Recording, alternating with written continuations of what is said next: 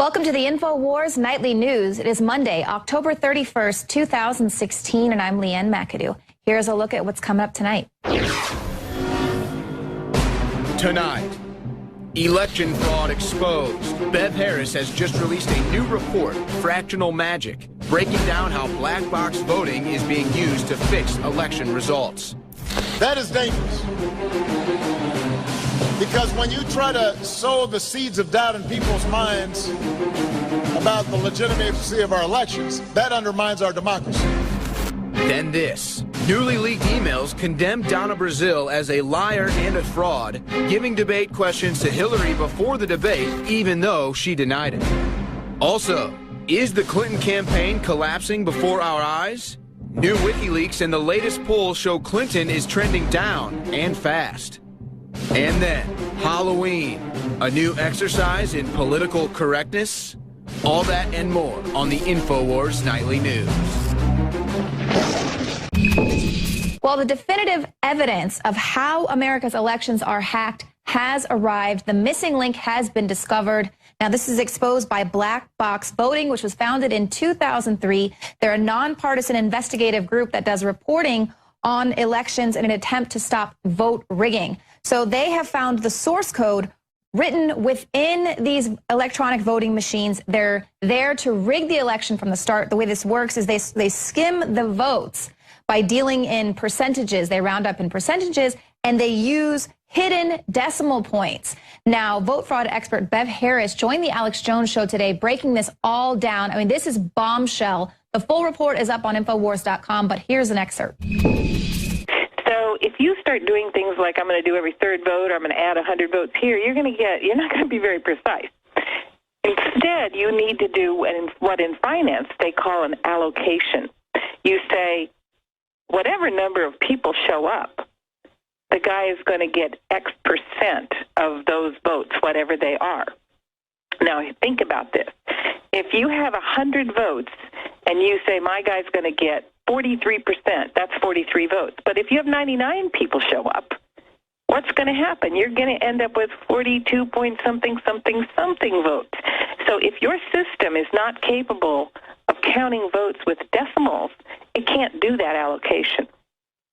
And what he did was he knew that that's how it would have to be done, and it would have to be very specific down to the precinct level. The databases can be configured any way you want, and they should be configured and used to be configured to count each vote as a whole number. It's called counting it as an integer. He went in and looked and said, let me see.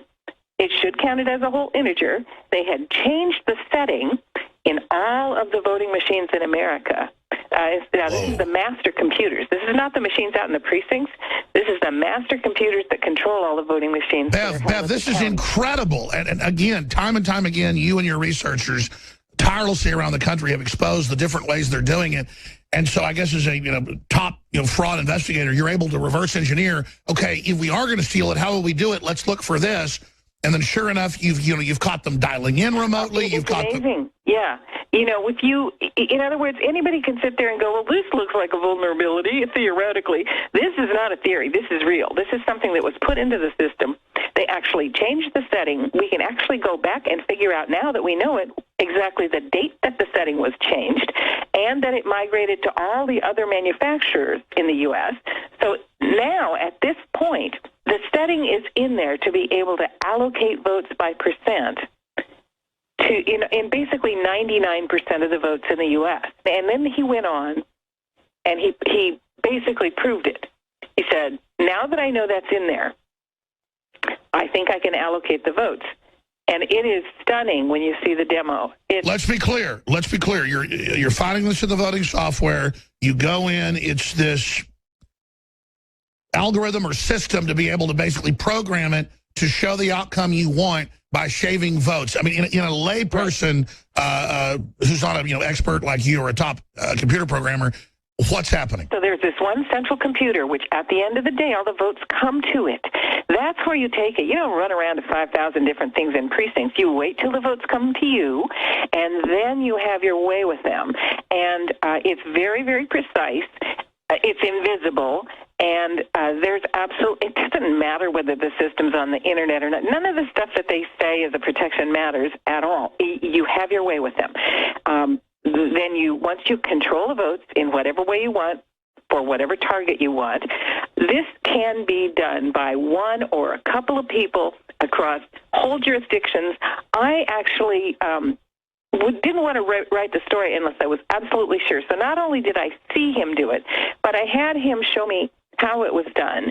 And I took some vote databases, real vote databases that I have. One of them was the entire state of Alaska, the vote database from the 2004 election. I was able to change every precinct in the state of Alaska in 4 seconds. Is it not clear that Hillary and the media are trying to sell the idea that there is an election fraud and that Trump's going to lose by a landslide when the polls and everything else show something opposite? Let me put it this way. Of course, things have been very surprising of late. But if she is still viable in any way, whether or not she wins, she will win. Now, for the full report, go to INFOWARS.com. We've got an article up right now that has embedded. Alex Jones is breaking down all the information that Bev Harris provided on the show today. As well, we have her mini documentary exposing this voter fraud and how the elections could be rigged by a Soros-connected company. This is a George Soros company we've been telling you about, Smartmatic. They're not officially recognized by the Commission on Elections, but for some reason, they're using these machines in a lot of the swing states there. So this is key information. This is the smoking gun. This is bombshell. You need to share that report with everyone on all of your social media accounts. Get the word out before people get out there and vote. Obama tries to say that the elections aren't rigged. What does that even mean? Well, here's what it means. And Bev Harris breaks it down with black box voting of exactly how that can be done. It's not a conspiracy theory anymore. There's facts there. It's a conspiracy. Now, here's another conspiracy. We've told you about this, how Twitter will use their algorithms to suppress any negative attention going out to Hillary Clinton or the Democrats. Really, well, success. Hillary for prison is trending on Twitter. I repeat, Hillary for prison trending on Twitter after the FBI announced that they were going to be reopening the Clinton investigation. And their algorithm was bypassed thanks to some creative patriots who did a little misspelling there on the tag. And that was how they were able to break through the censorship. They just added one extra I. And so that small change worked because as soon as they kind of tweaked it a little, it vaulted to the top of Twitter's trending section, reaching over 40,000 tweets. Of course, you reach out to Twitter and they had no comment on their whole algorithms and the way they work. But we've exposed this before. They're obviously compromised. But you might have your wish for Hillary for prison. If she is charged with obstruction of justice, she could go to prison for 20 years. Now, Michael Snyder covers this on the Economic Collapse blog. He says really no one's talking about this obstruction of justice. A lot of people are just focusing on the fact that the investigation is into the mishandling of classified information, classified documents. But if the FBI discovers that Clinton altered, destroyed, or concealed any emails that should have been turned over to the FBI during this original investigation, she could be charged with obstruction of justice. If found guilty, obviously her political career would be immediately ended, but could send her to prison for the rest of her life.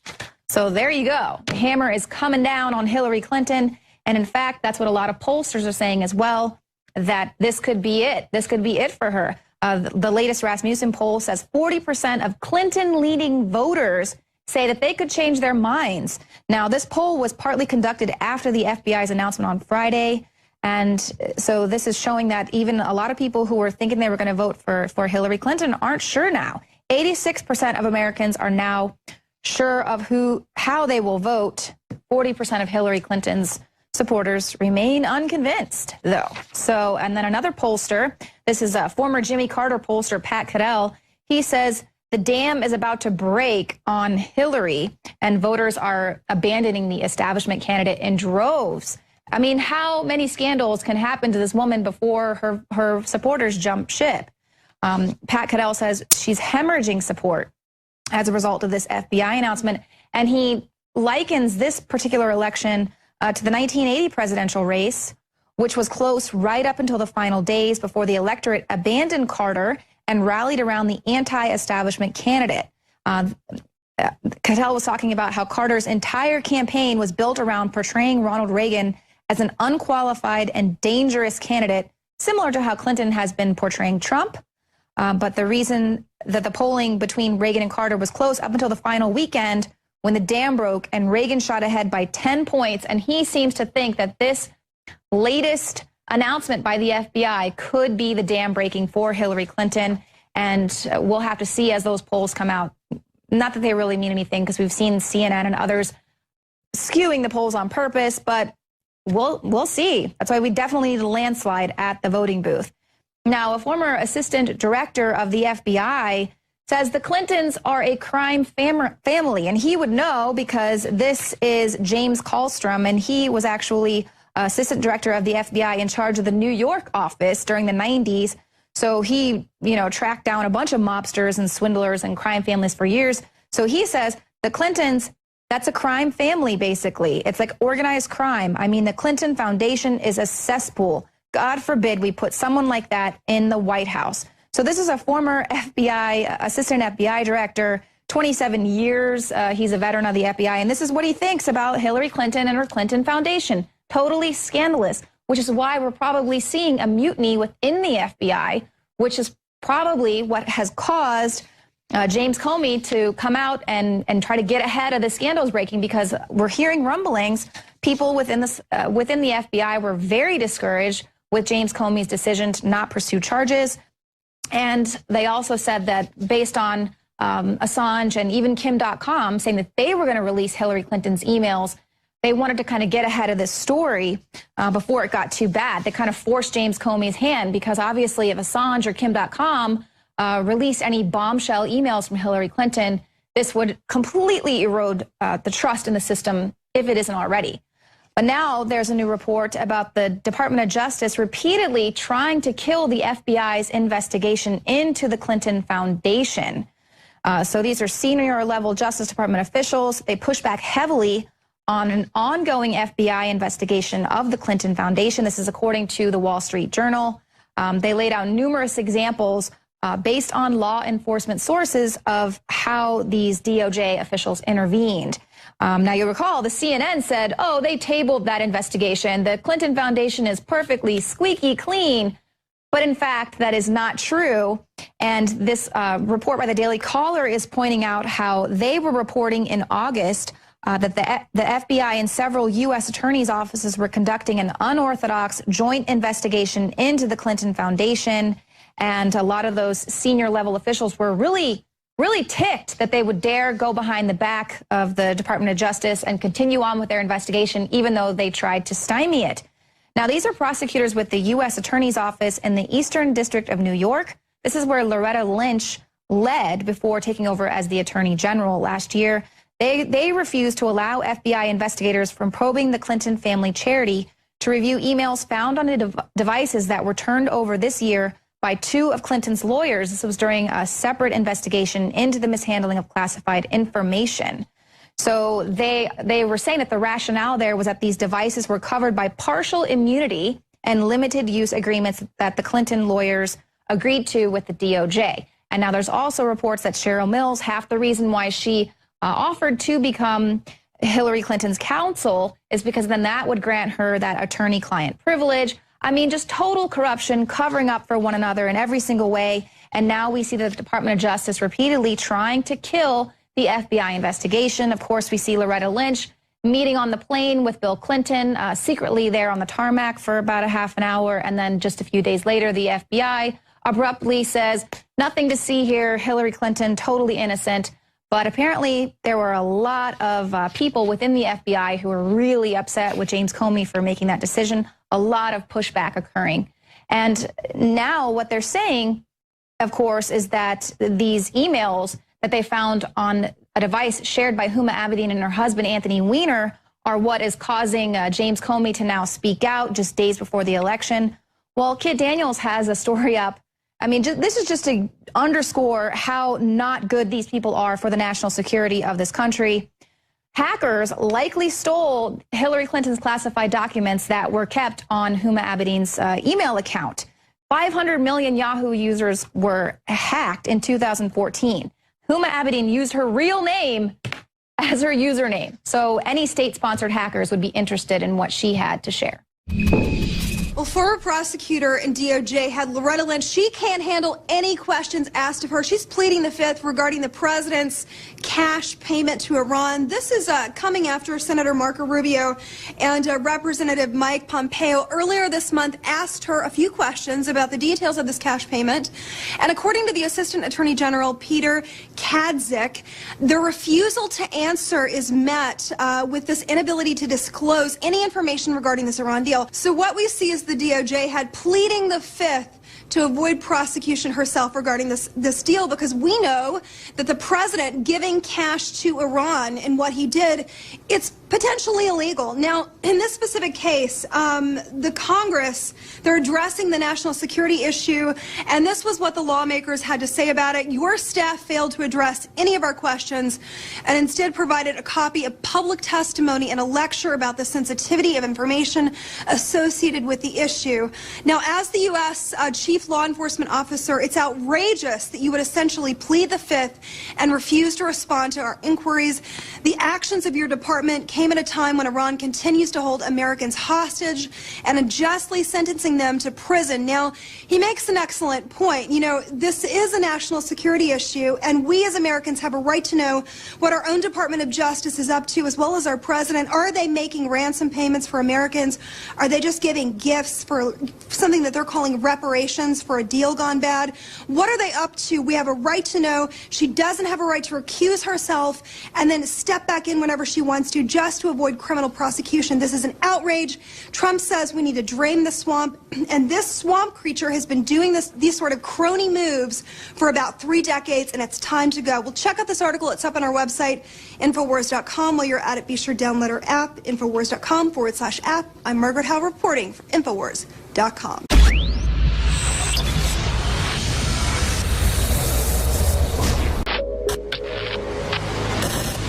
Ladies and gentlemen, Alex Jones here on the road, filing this breaking news alert to YouTube, Facebook, and InfoWars.com. Now, on Friday, when the announcement that Comey was going to reopen the criminal investigation on the Clinton email scandal, I called a few of my sources, and they said, yes, the word is that there are major movements towards indictment against Hillary sometime after the election, but they don't want to make it look political, so it's got to come after the election. But the issue isn't whatever's in this Wiener email with the sexting of the 15-year-old girl, reportedly. It's what's already come out in WikiLeaks last week, the smoking gun, where she's covering up emails to Obama, and Obama's been caught lying about it. Now, I've talked to a bunch of sources, including high-level federal, beyond the FBI, beyond the federal marshals, you name it. And they said, listen, the major trigger we've been looking for, the Islamicist, a new war with Russia, economic collapse, Black Lives Matter, that's all just side issues. The election itself is what is going to blow sky high. That's what they're intending to basically put into question regardless, and then you've got the Black Lives Matter and all the rest of it and the destabilization setup. Clearly, Trump is way ahead. That's what internal polls show. They're adding 9 to 40-something points into Hillary polls. That's admitted, and she's still now behind. So this is just giant. And so, bottom line, they had to focus in on this side issue to make it look like Comey wasn't basically still covering for Hillary, but it's a diversionary issue, and that's why she's saying, hurry up and release them. And Trump, the message of Trump is a warning. Sure, call for these to be released, but call for all of them to be released and say, this is a woman that took hammers to all these phones, but now she wants this released. What did she have to hide before? And now what does she know is in this one device? This could be a setup to distract the last 8-9 days. We're about 8.5 days out from November 8th, to distract from all the new WikiLeaks that are coming out, all the WikiLeaks that have already come out, but more importantly, and this is the key, the trigger for a contested election, voter fraud. There are precincts in Philadelphia, PA, where you've got 140 to 120% of the voters voting. Impossible. total election fraud from Ohio to Pennsylvania to Florida, from Virginia to Texas to Illinois. It's all coming out on Hillary's side. It's all confirmed. They're denying over and over again. So that's the bottom line. We've got to stay focused on what was already in WikiLeaks. It's totally damning. They should all go to jail. They're trying to get the public off that. They're so desperate. If the media picks it up, it's over. They're going to have to prosecute them. So they're diverting off onto Weiner's phone while they try to steal the election. And then they hope by Friday or Saturday of next week, we're talking in 6 days, 2 days out from the election, they intend to then say, okay, here's the emails, and it's no big deal. And then say, see, all this is a smokescreen, all this is no big deal, the emails are a fraud, let's quit talking about them. And now they're 2 days out. They've been stealing the early vote. That's what they're trying to position. The problem is there's such a landslide for Trump in early voting that they want to be able to say that she was going to be way ahead in early voting. That was their pitch in the New York Times and other places, but instead he's ahead in early voting. So they're in total, complete meltdown, panic mode. I'll be on the radio today, 4 to 6 p.m., Infowars.com, Central Time, with heavy hitters on with the Inside Baseball. And I've called my other sources who have big sources in the federal government as well. I don't just have sources. I have other obvious sources. I mean, we have some of the biggest sources out there. Matt Drudge is not my source on this, obviously. Remember, Matt Drudge came exclusively a year ago and had met with a Supreme Court justice who said they're planning to take the free speech and basically overthrow the country by the end of 2016. Well, I separately have sources right into those sources, and it's the same thing. So this is so hardcore. This is so historic, folks. This is over the top. Kim.com has been proven to be very credible. He's got a lot of the same intel. He's going to be coming on the show hopefully this week. I know he's talked to David Knight about his intel that they've already got the 33,000 emails. Obviously, the NSA has them. William Binney's confirmed that. We've interviewed him in studio, former technical director of the NSA. They're all coming on this week. We're going to really get on top of this, folks. This is so historic. Infowars.com/show. I'm Elton Jones signing off. Now is the time for the maximum effort to expose election fraud and what's going on, and the current WikiLeaks and the new ones about to come out, because WikiLeaks does have at least part of 33,000 deleted emails. They're getting ready to drop them. That's why they're so scared. That's why they're trying to suck all the oxygen out of the room with this other report right now. This is history happening. They want us focused on Anthony Weiner's wiener, literally. Just like when the Clintons were selling missile secrets to China and flying cocaine into Mena, Arkansas, we were focused on the cigars and Monica, which is fine, and the blue dress, that's fine. But we need to get focused on what they're distracting us from. Infowars.com/show.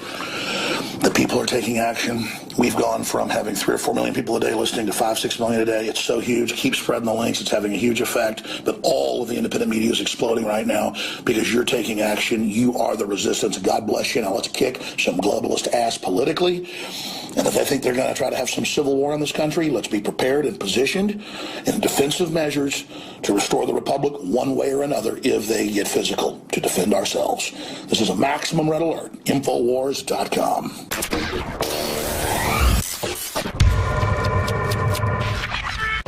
Bill Clinton is a rapist. I'm Margaret Howell reporting for Infowars.com. I'm here on the University of Texas Austin campus to ask students how they feel about the university issuing an edict, an 11 costume type ban. This is Halloween costumes I'm talking about. They've banned 11 types of costumes that they find culturally offensive. Among them, cowboys and Indians, anything with a fiesta theme, things like that. Now, they've also set up a diversity police that allows students to snitch on their fellow students in the event that they see somebody violating one of these costume bans. I'm going to be asking these students exactly what they think about this. What do you think about the school's ban of certain Halloween costumes? 11 that they think are harmful, like Pocahontas, cowboys and Indians, anything fiesta wear? That's sad because, I mean, if you don't have any problem with that, it is not offensive. If the school wants to ban things, they have the right to. I mean, I see why it's offensive, like, given the history of everything, but at the same time, like, I feel like you could say the whole thing is like my culture is not a costume, but I guess anything is a costume, really. Like, dressing up like Pocahontas, you think you should be like ratted on for that? I don't think so. I think it's perfectly fine. Are you Scottish? No, not actually. Are you making fun of Scots? No, I hadn't thought so. They might think so. I don't really seem to think that it's offensive. I can understand why other costumes might be offensive. I think it's fine to wear whatever they want. Someone can wear whatever they want because it's themselves. I feel like if you can celebrate the culture, I feel like if you're actually appreciating it, I don't think if you're making fun of it, I mean, that's something else. I think they shouldn't ban it. I think that we should be able to dress however we want here. But I mean, if you do get offended, if they're actually offended, I mean, I guess there should be a place where you can report that, I guess. I think that it's really sad that the university, which really should be for diversity and should be a diversity of ideas also, and instead of trying to make everyone think exactly the same way. Like if I get offended by your ears, I could report you? I mean, you could. I probably wouldn't like you afterwards, but I mean, it's something else. Well, as you can see, the students that we talked to didn't seem to mind that their school was imposing this arbitrary ban, or that they'd set up a diversity police office so that other students could snitch on the ones that they thought were offensive. Nobody seemed to mind except for an easily offended, sensitive few. I'm Margaret Howe reporting for INFOWARS.com.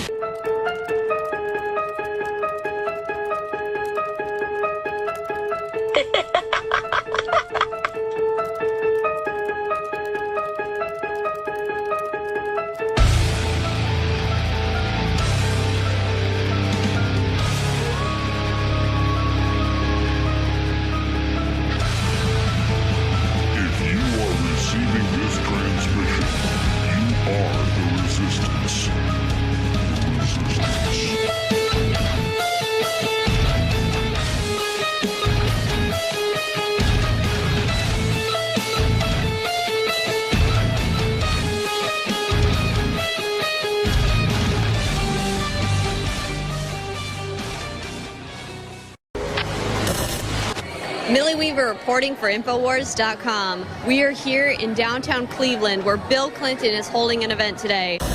As you can see, they couldn't have picked a smaller place to hold a rally.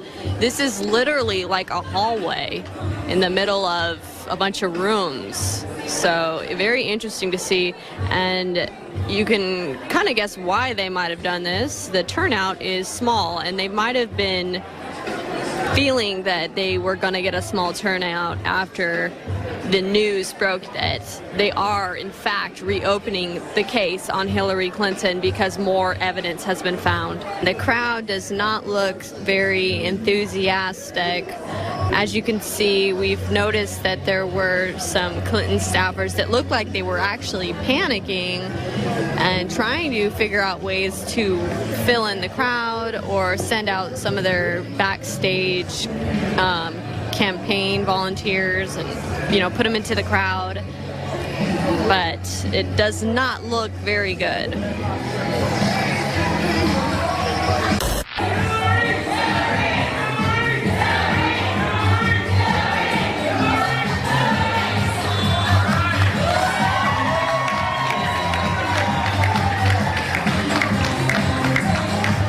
There you have it for the enthusiasm.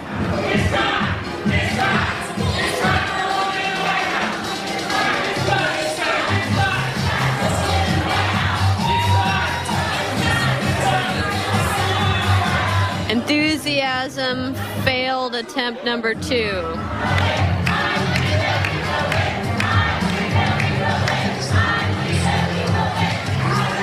Enthusiasm, fail attempt number 3.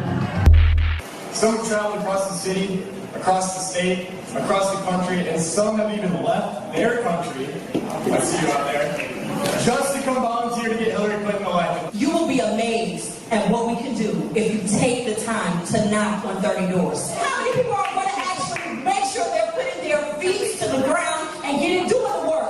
Doing the work. Hold on now. How many of you have actually voted? Raise your hand. All right, we got a little bit more hands. All right, thank you so much because we know those are votes in the bank. So without further ado, I next welcome President Bill Clinton to the stage. Well, first of all, I want to thank the City Council President Kevin Kelly and his 5 daughters. But what we really need is comprehensive mental health. She released a plan to establish serious community mental health treatments in every place in America. These are things that will change your life. So will free tuition for families with incomes above $125,000. So will debt-free graduation for everybody else. If you're in any kind of public service work, a teacher, a police officer, a fire, some working mental health or drug treatment or social work, after 10 years, the rest of your debt's forgiven if it's not paid off. These things will change them. We just saw Bill Clinton give a speech to a rather small crowd here in this building in what appears to be a middle of a hallway, a very small area, and the crowd was very unenthusiastic. Do you think that this recent, the FBI reopening their investigation on Hillary Clinton is going to affect her campaign and the election results? That's what I asked him, and he said absolutely not. He said they have nothing to do with her, and that's why she wants it taken out in the open so that people can see for themselves. It could hurt the campaign, but from what I've read, there's no there, as there hasn't been in all of the investigations of Hillary.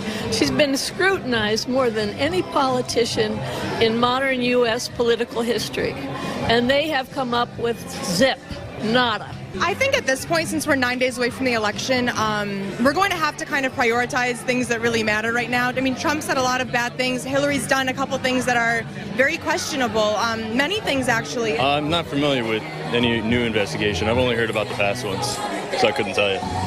Well, the FBI just reopened the case yesterday on the investigation on Hillary Clinton. Do you think that could potentially hurt the election outcome? I'm sure it could, yeah. I mean, if there's any open investigation on candidates, it's kind of an issue. I think it's outrageous this close to the election, and it's quite clear the FBI director is a Republican, so it's an inside job in my opinion. I personally think that, people will see right through this. They'll see through the truth. You think they would try to impeach her? Yes, I think they'll try to do anything possible and block her, every action that she wants to do. There will be cases of she might be taken to trial, she might be sued for certain allegations that she has done, but I don't necessarily think that it might go through. It's become very nasty, even going back to Trump as well when he said he's not going to accept the result of the election. It's just a shambles. It's not what America's about. It's not what democracy is about. Are you going to be able to vote for Hillary Clinton? Unfortunately not. I'm English, so I haven't got the right to do so, but I'll be pushing other people to do so. We were on the doorsteps yesterday and it's fantastic. We spoke to some people trying to convince them. Some people told us early voting had already happened for them, and some people actually convinced them to actually go out and early vote, so it's a fantastic day. Thank you. All right. It's you again. Yeah, I go to all the things. So are you still undecided? Yeah, I'm still undecided, yeah. Well, has the FBI reopening the investigation on Hillary Clinton changed your mind at all? Well, I mean, I always had the same view. I mean, you know what happened with the FBI. You know why it was closed, right? Because Bill Clinton and Loretta Lynch met on the plane. So that's why they closed the investigation. But now the director of the FBI, James Comey, is trying to reopen it. So, do you think it's weird that Bill and Hillary don't really attract much crowds, yet they've gotten paid hundreds of thousands of dollars from the Clinton Foundation for giving speeches? Well, I mean, it's for those speeches, right? Those speeches are technically worth hundreds of thousands of dollars, right? Well, I guess, but nobody will even come to a free speech, barely. You mean no one will give? Oh, true. Yeah, true. That's really odd. Yeah, that's really odd. Yeah, that's really odd. So you've been to both Hillary Clinton's rallies and Trump's rallies. Who has more support from what you've seen, like as far as crowd sizes? Trump. I mean, Trump. Yeah, Trump. Yeah. Remember last year when that shrieking social justice warrior had a fit because her professor said that offensive Halloween costumes shouldn't be censored? Stay quiet! I don't agree with that. Then why the did you accept the position? It is not about creating an intellectual space! Yeah, well, get ready because the sheer scale of triggering this year is set to be even worse. Student leaders at Tufts University sent out a letter threatening other students that if they wear, quote, costumes that appropriate cultures and reproduce stereotypes on race, gender, sexuality, immigrant or socio-economic status, outfits relating to tragedy, controversy or acts of violence, there would be, quote, consequences for wearing an offensive costume. One of those consequences? A Tufts University Police Department investigation. just got real. They're also encouraging students to report on each other for offensive costumes, calling the police on someone for wearing a Pocahontas costume on Halloween. This is so retarded. It's beyond retarded. It reminds me of those stories where people phone the police when McDonald's runs out of chicken McNuggets. It turns out you're not supposed to use 911 to call if McDonald's screws up your order. That's how retarded this is. So if there's an actual mass murderer on campus shooting up students, oh, I'm sorry, the cops are too busy dealing with the dude who dressed up like a mass murderer for a fun Halloween skit with his friends. But I guess they're only following the lead of MTV, who before Halloween last year said that parents who dress up their kids in offensive costumes should have those children seized by the CPS. And if you still want to dress up your kid like this, then Google Child Protective Services. Why not go a step further and ban the sale of those costumes so nobody can buy them in the first place? Oh wait, that's what Amazon.com is actually doing by banning sexy burqa outfits and Arab men costumes because a few special snowflakes complained that they were racist. But what's this? Priest outfits are still freely available. So dear viewers, if you're planning on celebrating Halloween this year, if you're planning on dressing up, please make your costume the most tasteless, triggering shit imaginable and post photos of it all over social media. Whether it's tranny granny, creepy clowns, Kim Kardashian heist victim, illegal alien, or Trump wall builder, just let your imagination run wild and make 2016 the most offensive Halloween ever. Everything is sexist, everything is racist, everything is homophobic. The Clinton crime family machine's House of Horrors echoed with shrieks of dread over the Halloween weekend. The Hill reported former Assistant FBI Director James Kallstrom unloaded during a radio interview saying, "The Clintons, that's a crime family, basically. It's like organized crime. I mean, the Clinton Foundation is a cesspool. This investigation was never a real investigation," Kallstrom continued. "They never had a grand jury impaneled. And the reason they never had a grand jury impaneled, I'm sure, is Loretta Lynch would not go along with that." Meanwhile, Loretta Lynch was fighting to save her own hijacked position of the Department of Justice, pleading the Fifth to Congress on secret Iran payments, during which FBI Director James Comey's unprecedented admission of Clinton guilt 11 days before Election Day signaled that mutiny is swelling in the offices of the Federal Bureau of Investigation. Zero Hedge reported, in an attempt to justify his actions, a leaked memo emerged on Friday evening, courtesy of Fox News, which explains why Comey took the unusual step of deciding to inform Congress that the FBI had reopened its investigation into Clinton's private email server. The memo reveals two main arguments: a sense of obligation to lawmakers and a concern that word of the new email discovery would leak to the media and raise questions of a cover-up. Sure that some of you may have heard about a letter that the FBI director sent out yesterday. It's pretty strange to put something like that out with such little information right before an election. Donald Trump is already making up lies about this. I think it's time for Donald Trump to stop fear-mongering, to stop disgracing himself, to stop attacking our democracy. We can't let him get away with this, can we? The Democratic Party has now transcended damage control and entered panic mode, as Hillary Clinton's right-hand woman, Huma Abedin, Muslim Brotherhood plant numero uno, is no longer on the campaign trail after it was discovered that she did not turn over all the evidence pertaining to the FBI's email investigation of Clinton. Plenty of evidence still resided on the computer Huma shared with estranged husband Anthony Weiner, aka Carlos Danger, after being investigated for sexting with a 15-year-old girl. Currently, it is surfacing that Anthony Weiner is selling out the Clintons to save his own skin, essentially voiding Huma's immunity deal, forcing Abedin to either face jail time or sing like a canary. It is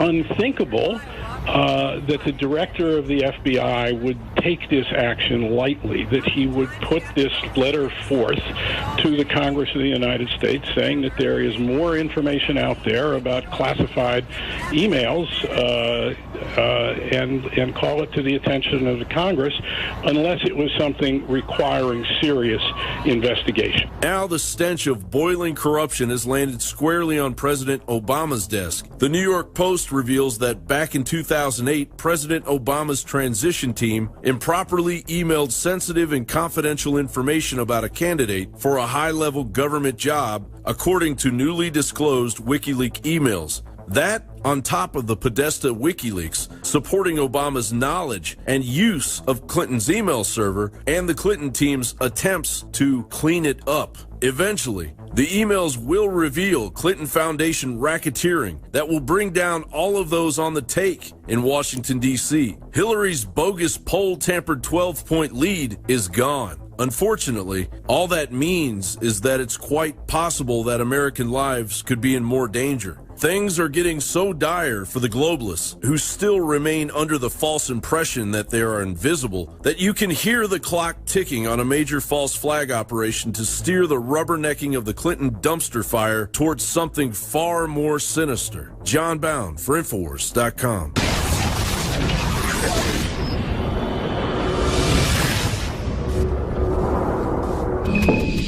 Well, the Clinton email scandal has exposed major corruption in Washington, D.C. Now, we already knew that there was massive corruption there, but there it is in black and white. Now, the play that we're seeing really coming out of all of these email scandals is that it's the fault of those exposing the corruption, not, of course, the corrupt players that were exposed. The fact of the matter is Hillary Clinton only has herself to blame. It was her decision to set up a private email server and escape federal regulations. That's right. So what we're seeing here now is the FBI's astounding reversal to go ahead and say, we're going to go ahead and look at these emails. They've had these for weeks, Leanne. There was undue pressure on Director Comey to do this internally. Even I was reading even a blog that his wife was pressuring him. He's getting a lot of bad press, thanks to us in part, because we have to hold the spotlight on him. What he did was so abhorrent, saying that there was no criminality in her behavior. He's changed his mind. Much to the voices coming out against him, even in his own sphere, if you will, Eric Holder being one of them, the former Attorney General himself. He says, I fear he has unintentionally and negatively affected public trust in both the Justice Department and the FBI. Well, Holder knows a thing or two about that. So before Comey was the poster boy, the golden child, because he wouldn't indict Hillary. It looks like Hillary, the latest email earthquake, is going to crumble on her like a house of cards. We're watching living history right now, and the fact that Comey is doing this, it's astounding. But at the same time, he doesn't have any friends, Leanne. He could face indictment himself, by the way. Right, yeah, it doesn't seem as though he's trying to gain the approval of people like the former Attorney General Eric Holder, which, by the way, he was actually majorly responsible for the erosion of trust in the FBI and the Department of Justice. Let's just take a little history stroll through his scandals there. Obviously, there's Fast and Furious, which was the Justice Department program sent over 2,000 illegal firearms to Mexican drug cartels. This left over 300 Mexican nationals and 2 agents dead. He tapped AP reporters' phones, targeted James Rosen and Fox News. After the Fort Hood massacre in 2009, he called it workplace violence, not an act of terror. They actually purged references of radical Islam from training manuals. So words like Muslim, Islam, Muslim Brotherhood, Hamas, and Sharia were not mentioned once in the FBI's counterterrorism lexicon. This meant that potential future jihadists like the Tsarnaevs could be interviewed multiple times by the FBI, and then they were released because they failed to find any incriminating evidence of terrorist links because they weren't properly trained. Eric Holder became the first and only U.S. Attorney General in American history to be held in contempt of Congress on both civil and criminal grounds. He protected rogue IRS employees after they targeted conservative groups. We all see how he interprets the Second Amendment. He refused to take action against any of the hate crimes or voting rights violations by the Black Panthers, who were targeting white voters in 2008. Rejected voter ID laws. Of course, he says all the banks were too big to jail. And of course, now he's working for a firm that represents those big banks. You know, he's prosecuted a record number of whistleblowers. Because once again here, in this current administration, it's the people exposing corruption who are the bad guys, not the actual criminals there who are involved in the corruption. I couldn't have said that better myself. So that accurate depiction of Eric Holder, and you mentioned it, he works for Covington Burling right now, defending Wall Street clients who commit white-collar crimes. That's what he does for a living currently. I remember anecdotally, just really quickly, we're running out of time, listening to his wife have a conversation about how they're buying this multi-million-dollar property in City Center, which is an upscale complex in Washington, D.C. He embodies everything that's wrong with our system, the revolving door. He used his position of public service to then gain a position of private power, and he has no right to crucify anybody, much less Director Comey. But, you know, talking about the Department of Justice for a moment, taking this to Lynch, you know, she is pleading the fifth. She pled the fifth regarding the Iran deal. You mentioned this earlier off camera. She's pled the fifth roughly 70 times related to Hillary Clinton's email scandal. And this woman is everything. She is literally a swamp dragon. When Trump says drain the swamp, this is exactly who he's talking about. 30 years of this, she's been doing similar things. They use this position, one of the highest offices in our land. They're tasked with guarding our laws, and they're exploiting them. I want to get through this quickly. So we've mentioned the email scandal. We've mentioned Comey, and, you know, he could easily fall on his sword. Taking this to the email situation and Donna Brazile for a moment. Donna Brazile was just fired from CNN, and she gives this ridiculous statement, thank God it's nearly over. I've got news for you, dollface. It is just beginning. What you did was a crime. CNN, they never acknowledged the validity of WikiLeaks, and yet they're firing people based on the validity of WikiLeaks. Explain that one to me. Right. So, you know, well, she can no longer say, hey, I'm a Christian, I wouldn't lie, because there it is in black and white. Your lies have been exposed. Correct. Thank you so much, Margaret. Thank you. Thank you guys for watching the show tonight. We will see you here again tomorrow at 7 p.m. Central.